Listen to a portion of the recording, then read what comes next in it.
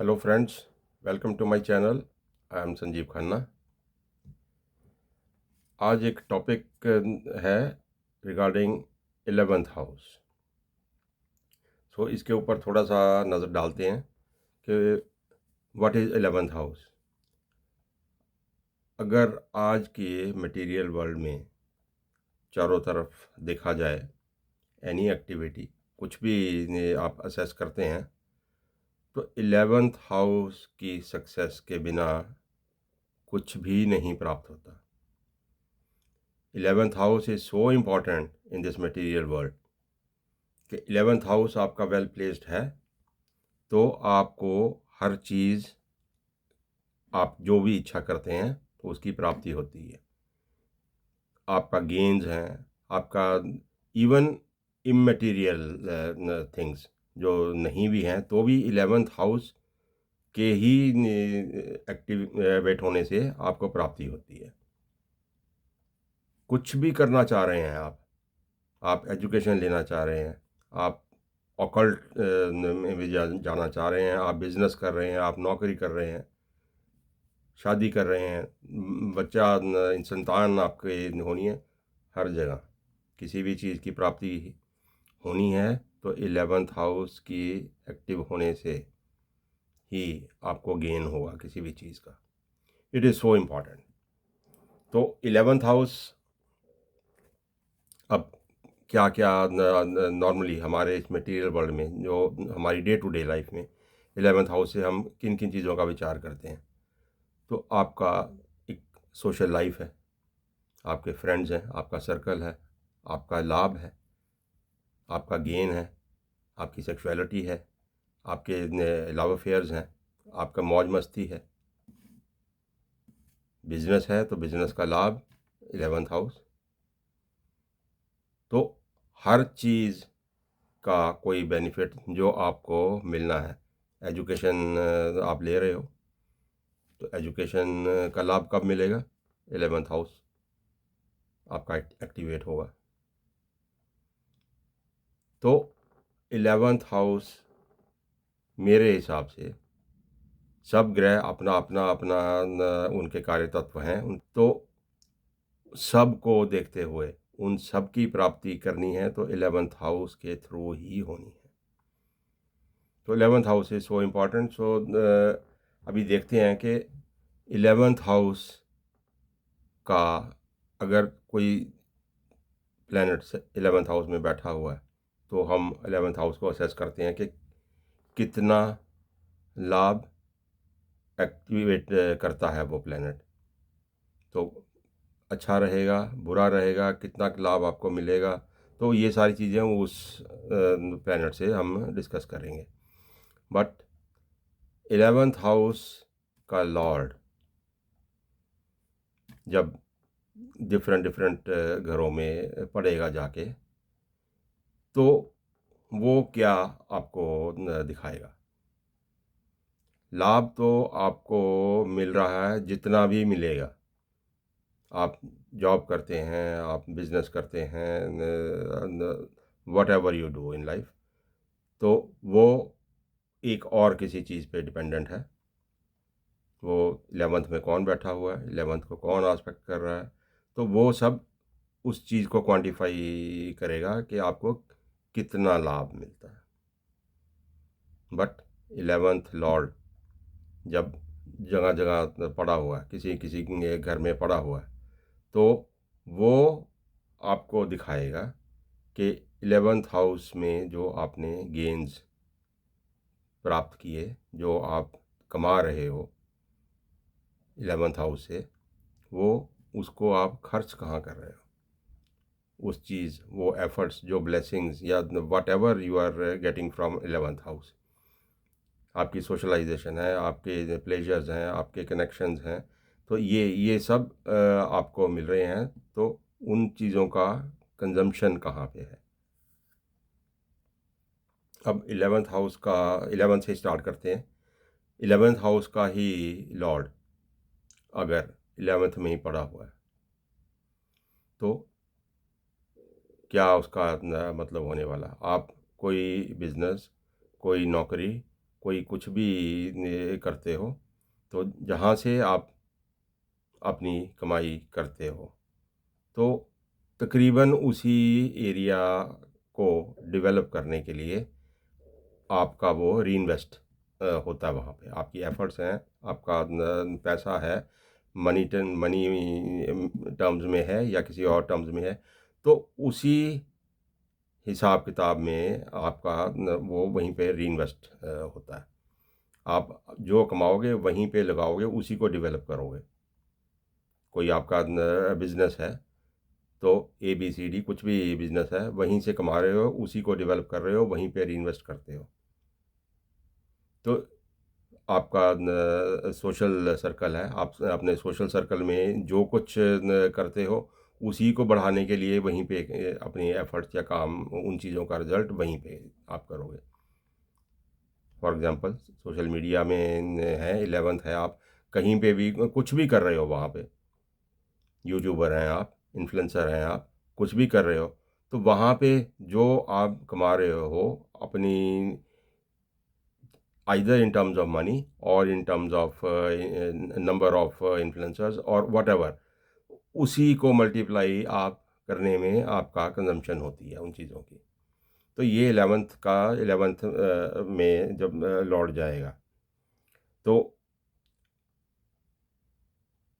जब 11th का Lord 12th में जाएगा,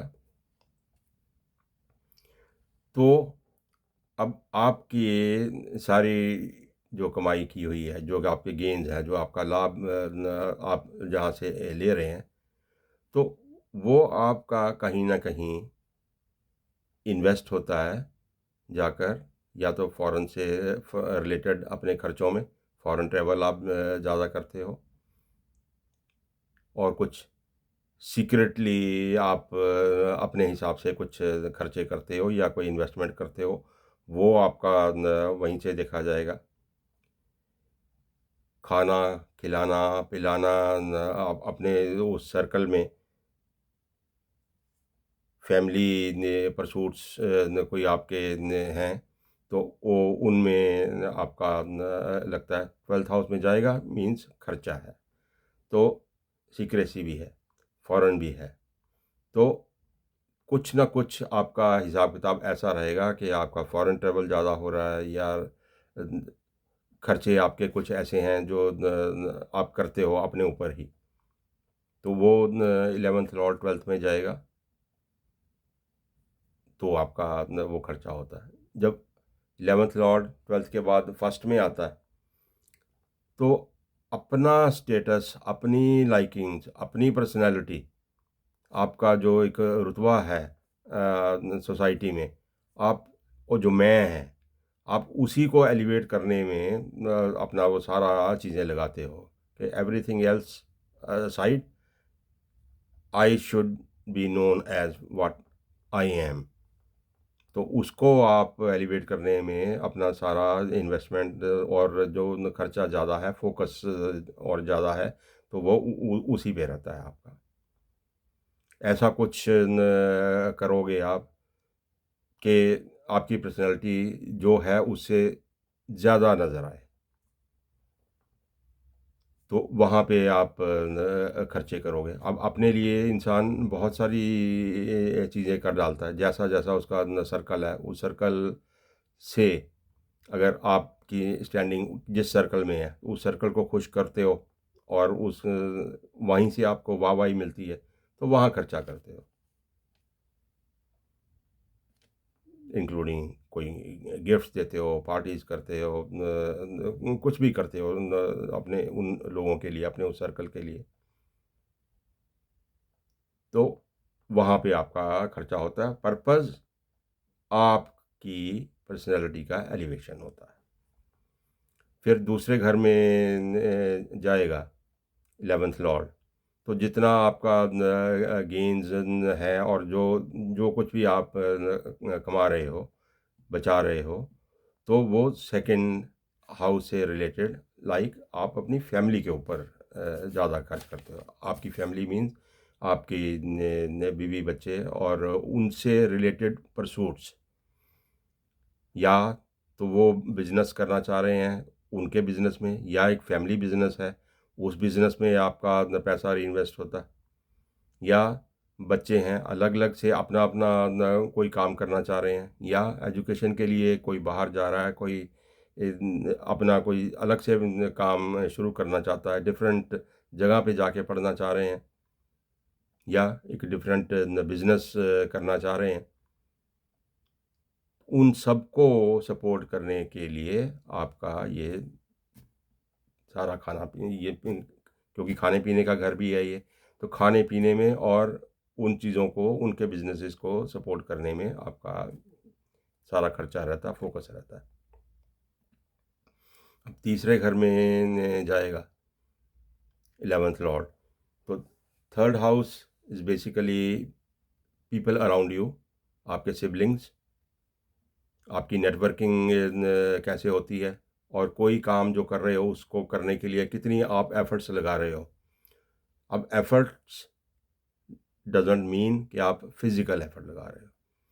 एफर्ट मीन्स आप कितना उस चीज़ को सक्सेस बनाने के लिए क्या क्या इस्तेमाल कर रहे हो, अपना पुश, अपने इन्फ्लुएंस, अपना मनी, और और सारी मैनेजमेंट स्किल्स आपकी जो सब आप लगा रहे हो, तो आपका ध्यान सारा उधर रहता है। अगर मनी इज़ रिक्वायर्ड तो जो आप गेन करते हो तो वहीं पे लगाओगे, या आपके सिबलिंग्स को ज़रूरत है उस पैसे की, उनका कोई बिजनेस है तो उनके लिए आप कर रहे हो। सेकंड में था तो अपनी फैमिली वाज इम्पोर्टेंट, थर्ड में है तो सिबलिंग्स और नियर एंड डियर आपके क्लोज फ्रेंड्स, उन पे खर्चा आप करते हैं। फिर शॉर्ट ट्रैवल रहता है, आइदर आपका जॉब रिलेटेड बिजनेस रिलेटेड वो होता है, उन चीज़ों पे आपका खर्चा बहुत होता है। इधर जाओगे उधर जाओगे, देश घूमोगे विदेश घूमोगे, तो वो उस किस्म के चीज़ों पे आपका खर्चा रहता है। फोर्थ हाउस में जब जाएगा तो आपका फोकस रहता है कि मैं लैंड प्रॉपर्टी, आपका इतना इंटरेस्ट रहता है एक घर दो घर, बड़ा घर बड़ी गाड़ी, उन चीज़ों को बनाने में आपका बहुत इंटरेस्ट रहता है। घर बनाओ, अच्छा बनाओ, आज की डेट में स्मार्ट होम बनाओ, सारी फैसिलिटीज़ होनी चाहिए, एक बड़ी गाड़ी होनी चाहिए, एक यूट होनी चाहिए, एक एसयूवी होनी चाहिए। तो हर चीज़ वो इच्छाएं जो आपकी इन चीज़ों को लेकर हैं वो इतनी प्रबल होती हैं कि आपका कभी दिल भरता नहीं है उन चीज़ों से, तो सारा पैसा आपका उन चीज़ों पे जाता है। बाकी चीज़ों की आप परवाह नहीं करते, जो रूटीन में चलता है वो चलता है, बट बेसिक आपका पुश रहता है घर ज़मीन में इन्वेस्टमेंट, और अपने गाड़ियाँ हुई तो उन चीज़ों पे सुख सुविधा की सारी चीज़ें एकदम आला एकदम बढ़िया आपको चाहिए। और फिर जब फिफ्थ हाउस में जाता है 11th लॉर्ड, तो फोकस आपका आ जाता है अपने बच्चों पे। अब बच्चे किस लेवल पे हैं, शुरू से लेकर बच्चों की एजुकेशन, उनकी परवरिश, हर चीज़ों में ध्यान आपका ज़्यादा रहता है।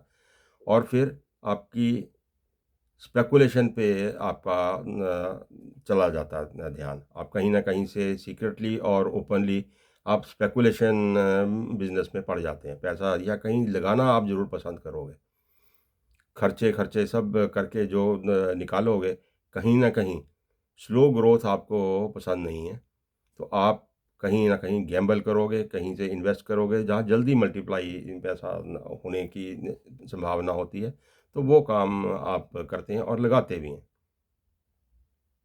और हर बारी सक्सेस मिलना तो वो ज़रूरी नहीं है। फिर 11th लॉर्ड जब 6th हाउस में चला जाएगा तो 6th हाउस में जाकर कुछ प्रॉब्लम्स भी आ जाती हैं, आपके डेट्स की रीपेमेंट, लिए हुए हैं, बिजनेस चलाना है, घर खरीदना है, वो सब डेट्स पे अगर आपने लिया हुआ तो आपकी डेट्स की रीपेमेंट, बीमारियां गले पड़ जाती हैं, बीमारियों का इलाज करवाओ, कोई लिटिगेशन भी हो जाती है, वहाँ पे पैसा खर्च होता है। तो छठे घर में जाके कोई बहुत स्ट्रगल आपका रहता है just to get rid of the problems. उस अब डेट होना भी तो एक प्रॉब्लम है। लिया, घर बनाया, चाहे कुछ भी किया, पर पैसा जब पे बैक करने की बारी आती है तो वो थोड़ा सा चुभता है हर इंसान को। तो उसके लिए भी एक एफर्ट्स आपकी लगती हैं अनचाही। तो सिक्स्थ हाउस में ये थोड़ी सी प्रॉब्लम रहती है। अब सेवन्थ हाउस में जब जाएगा 11th लॉर्ड, तो आपके गेन्स का बहुत सारा, आपके पैसे का और आपकी जो सक्सेस है उसका बहुत सारा हिस्सा स्पाउस से रिलेटेड होता है। That spouse can be your business partner as well, और आपका कोई बिजनेस पार्टनर है अदर देन स्पाउस, तो वहाँ पे और आपकी बिजनेस को अपलिफ्ट करने में जो आपका होता है, तो उन चीज़ों में खर्चे बहुत लगते हैं। तो एट्थ हाउस में जब जाएगा 11th लॉर्ड, तो काफ़ी सडन खर्चे आपकी लाइफ में आते हैं जो अचानक से अनप्लैन्ड होते हैं, आपको देना पड़ जाते हैं। बिजनेस है, लाइफ की और बहुत सारे काम है, कोई इंश्योरेंस आ जाती है, कोई और किसी किसी तरह की सरकारी लेवीज देनी पड़ जाती हैं, कभी टैक्स सिर पे आ जाता है। और कोई कहीं ना कहीं से कोई भी पैसा चोरी भी हो जाता है, कोई आपका पैसा स्कैम भी कर जाता है। तो उस किस्म के लॉसेस जो होते हैं उनको पे तो करना है, और जब पे करना है तो कहीं से तो आएगा पैसा, तो जो आप कमा रहे हो तो वो उधर को चैनलाइज हो जाता है। लिटिगेशंस, बीमारी, सर्जरीज, एक्सीडेंट्स, तो ये जब लाइफ में होती हैं तो खर्चा तो करना पड़ता है। तो 11th हाउस का जब वो वहाँ पे जाएगा, तो अब जो मैं बात कर रहा हूँ कि it's not only the money, it's not only the money part, but जो भी आप गेन करते हो 11th हाउस से, सपोज आपने रिलेशंस कमाए हुए हैं, आपका सोशल सर्कल इतना बढ़िया, आपने वो कमाए हुए हैं कनेक्शंस, नेटवर्किंग आपने कमाई हुई है, तो आठवें घर में जा रहा है, तो इन सारी प्रॉब्लम्स को सॉल्व करने के लिए तो आपके वो सारे कनेक्शंस तब काम आते हैं। पैसा लगना इज़ समथिंग डिफरेंट, पैसा तो लगेगा ही, but how you get rid of the problems, तो वो आपके सोशल सर्कल जो आपने कनेक्शंस कमाए हुए हैं, तो वो वहाँ पे आपके काम आते हैं। किसी का सोशल सर्कल जैसे 11th लॉर्ड 11th में पड़ा हुआ है या कहीं और है, फर्स्ट में है, तो आप अपनी मौज मस्ती के लिए वो कनेक्शंस को न कमाते हो। यहाँ पे वो कनेक्शन की कमाई आपको इन वाली प्रॉब्लम से बचाती है, वहाँ इस्तेमाल होते हैं वो। सिमिलरली जब नौवें स्थान में जाएगा, तो नौवां स्थान आपके